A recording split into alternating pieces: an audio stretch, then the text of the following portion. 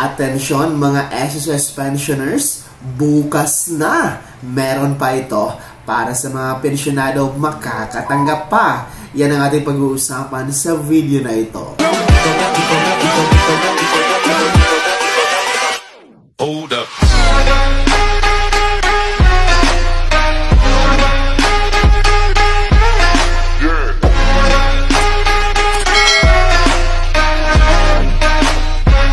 Hello mga ka-vlogs! Welcome dito sa aking YouTube channel. Magandang araw po sa lahat ng mga manonood. Saan po kayong dako sa mundo? Kumusta mga ka-vlogs?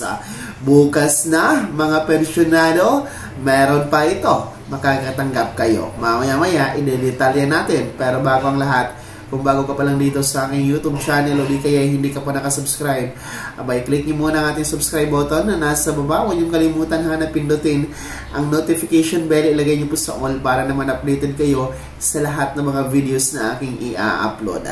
Ito nga po, bukas na December 16, 2024, araw ng Lunes, meron pa December pension kasama ang 13th month o bonus matatanggap ng ating mga pensyonadong wala pa rin natatanggap na pensyon para ngayong buwan ng Disyembre at syempre kasabay ng inyong 13th month o bonus. So ito ay para po sa mga naipong pensyon dahil sa hindi pag-comply o non-compliance dito sa Annual Confirmation of Pensioners or SSS ACO. So sa lahat po ng mga temporary hindi nakakatanggap ng pensyon ng mga nagdaang buwan dahil po sa hindi pag-comply ng ACO, abay bukas po yung schedule ha ng inyong 13th month o bonus kasama yung December pension. So kung inyo po matatandaan ng mga nakaraang mga linggo, no, particular November 29 ay tapos na po natanggap ng ating mga first batch ang kanilang December pension kasabay ng kanilang 13th month o bonus. So noon yung November 29, merong mga date of contingency mula 1st to 15th day of the month. And yung atin po mga second batch na merong date of contingency mula 16th to last day of the month, tapos na din po sila noon pang December 4, no? Nakuha na po nila ang kanilang December pension kasabay na din po ang kanilang 13th month o bonus. So ngayon, no, ang mangyayari bukas, December 16, araw ng Lunes, ay para po ito sa mga hindi pa nakatanggap dahil po sa hindi pag-comply ng ACOP ng mga nagdaang buwan. So yung mga naipong pensyon ninyo na hindi pa nakuha kasabay yung 13th month o bonus ngayong Disyembre, abay, bukas po yan makikredit sa inyong ATM card.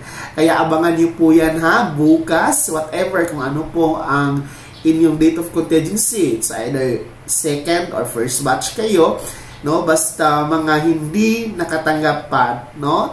Mga merong naipong pensyon na hindi pa po na-credit sa kanilang ATM card. Abangan niyo po bukas ha, sa inyong disbursement bank account ang inyong mga naipong pensyon kasama ang 13th month o bonus. Kaya naman mga SSS pensionado, sino po ba sa inyo dito ang may aasahan na matatanggap bukas? Meron po ba sa inyo dito ang hindi pa rin nakakatanggap ng pensyon kasabay ng 13th month o bonus? I-comment nyo po sa comment section na nasa baba. Bago ko magtapos sa video na to, kung gusto nyo pong sumuporta sa aking YouTube channel, maaari nyo pong i-click ang ating super thanks button na nasa baba. Sa mga gusto maging miyembro, pwede po i-click nyo po ang ating join button. Maraming perks dyan mga ka-vlogs. Be my member now.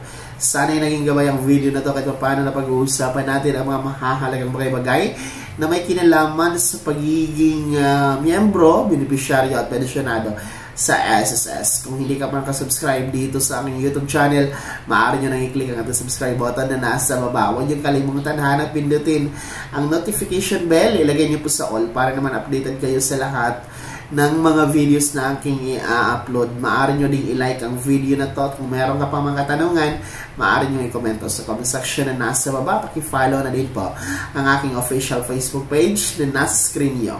Muli po ako si Daniel Timpawan na nagsasabing dito sa aking YouTube channel, Pawang Katotohanan at lahat totoo lamang.